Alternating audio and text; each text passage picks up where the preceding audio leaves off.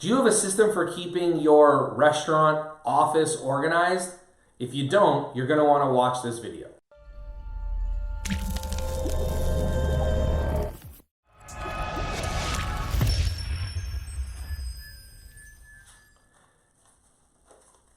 Hey everybody, Ryan Gronfin here, author, speaker, chef, restaurateur, and founder of therestaurantboss.com, as well as clickbacon.com and scalemyrestaurant.com. I'm a little bit of an organizing freak. I try not to be obsessed with it, but I like things to be organized. I have researched and I study and I constantly am making improvements to the organization in my life. My son recently decided to start collecting Pokemon cards, and I'm up for 5 or 6 hours in the middle of the night watching videos about how to organize Pokemon cards. It's not even something I'm interested in. I just know that before we get 5,000 cards, when we only have 50 cards, I want to make sure that he's got a system for keeping them organized. So today, I'm just going to share with you bits and pieces of systems that I've used and a system that I currently use right now to help you maybe keep your office organized. Because I got emailed this question last week and I thought it was a great question. I wanted to share it with you. So before we get started, here's a couple of quick tips that I want to start you off with. Number one, if you're not as organized as you want to be and it's overwhelming to you, if you're looking at piles of old paperwork and stuff all over your desk and you're like, I don't even know where to get started, here's my number one suggestion. Just start over.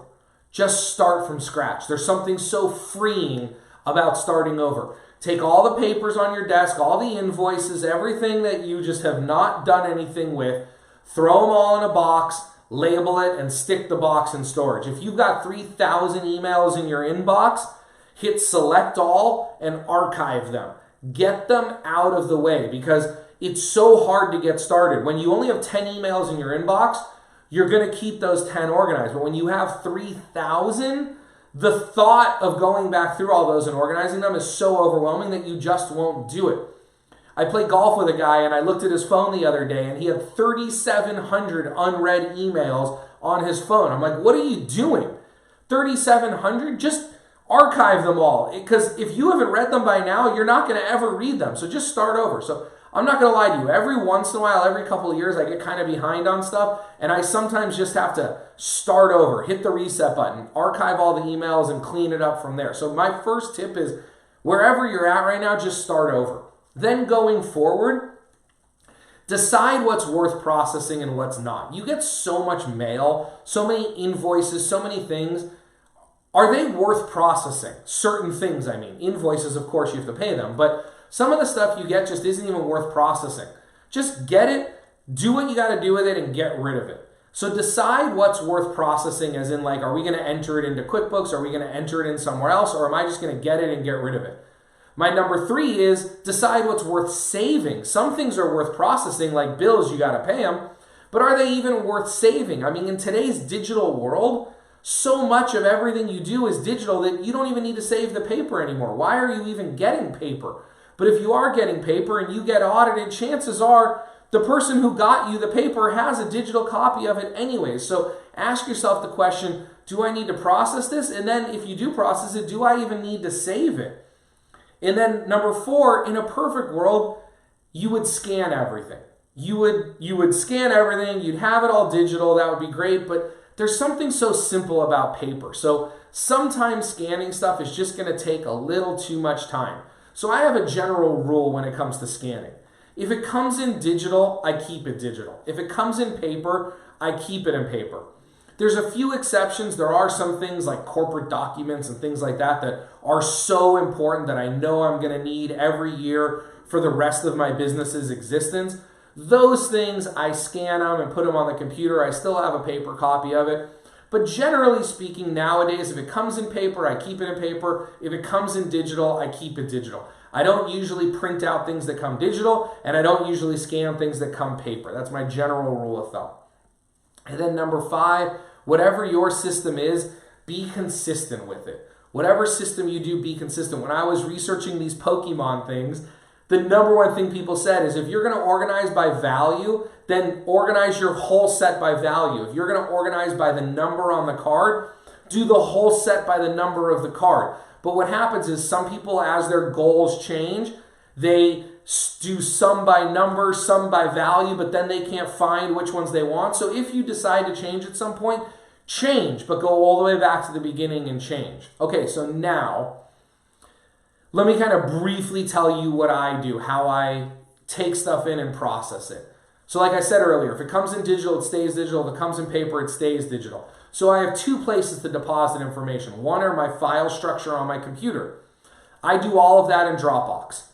All of my digital files are held in Dropbox. The only thing that's stored locally on my computer are just things that I'm working on for a few minutes or a few days that I know I don't care about. Like if I download something or if I take a screenshot of something because I have to email it to someone, but then those get deleted on a very regular basis. So any documents that I'm keeping are in Dropbox. Then I have Dropbox divided by personal and work. And then within work, I have like my everyday files, and then I have like my corporate files. So my team members are blocked out of my personal Dropbox folder, and they're also blocked out of my corporate, like my bookkeeping and my finances and stuff like that.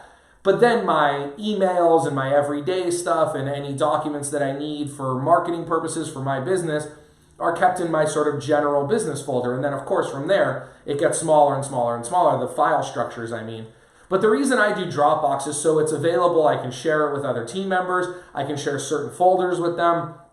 It's available on any computer because I have a desktop computer, I have a laptop, I have a tablet, I have a phone. So if I'm traveling, no matter where I am, everything's accessible. My team has access to it. So for me, Dropbox, no question about it. For my paper files, like for bills or things like that that come in paper, I just have an alphabetical system. I just have a file drawer that's A through Z. And then if there's something that comes in a lot, like let's say whatever bank I bank with, I get a lot of documents from that bank. Well, then within the letter of that bank, I then have a separate folder for specifically that bank within the letter that it starts with. But basically, the general idea here is that if it comes in paper, I keep it paper. If it comes in digital, I keep it digital. Every year, I clear out my file cabinet. I take all the papers out. I put them in one of those file boxes. I write the year on it. That file box stays in my office for one more year. Then I take the 2-year-old file box from my office and I put that in the garage or in storage somewhere. And then that stays there for another 6 years. So 7 years in total is how long I keep files. Honestly, I think once in my life I've had to go back through a file from 3 or 4 years ago to find something. So this is going to be totally up to you how much you keep. I'm definitely adopting a simpler philosophy nowadays where I just don't process as much. I don't save as much.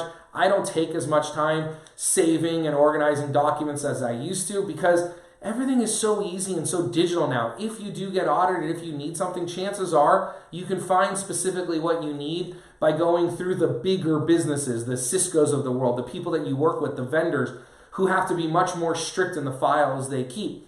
Now again, there are certain documents in your restaurant that you're going to want to hang on to for a while. Certain temperature log things, shellfish tags you have to save for 90 days. So I had a file in my office for shellfish tags that I would do, I think every quarter, and then I would do a quarter of shellfish tags and another quarter of shellfish tags. So when second quarter was done, all of my first quarter were at least 90 days old and I threw those out. And then I had a third quarter and got rid of the second quarter. I think you understand, but basically, let's just quickly kind of go over these first things again as a recap. 1, wherever you're at right now, start over if you have to. 2, decide what's worth processing. 3, decide what's worth saving. 4, keep what's digital and keep what's paper. And then 5, be consistent with your system.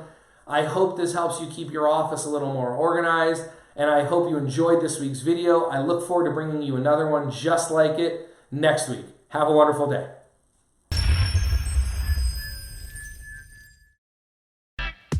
Want to improve your skills as a manager and make more money? Did you get handed the manager job and weren't given the support you need? Are you nervous about applying for a restaurant manager position? Managing restaurants, bars, and kitchens is not easy. I know. I have been there. I want to help. The difference between where you are now and where you want to be is a plan and some new tools. That is why I created the Restaurant Manager Certification.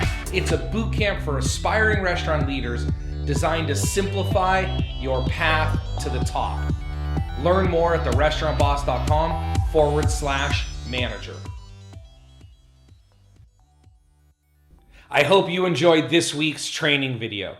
If you haven't subscribed to our channel yet, would you go ahead and smash the like button right up there so you can get notified every week when we release a new free training video. I've also gone ahead and put a couple of videos for you here and here that I think you're going to enjoy. Remember, systems create freedom. Freedom creates value, and value creates scale. Manage systems, develop people, and be awesome.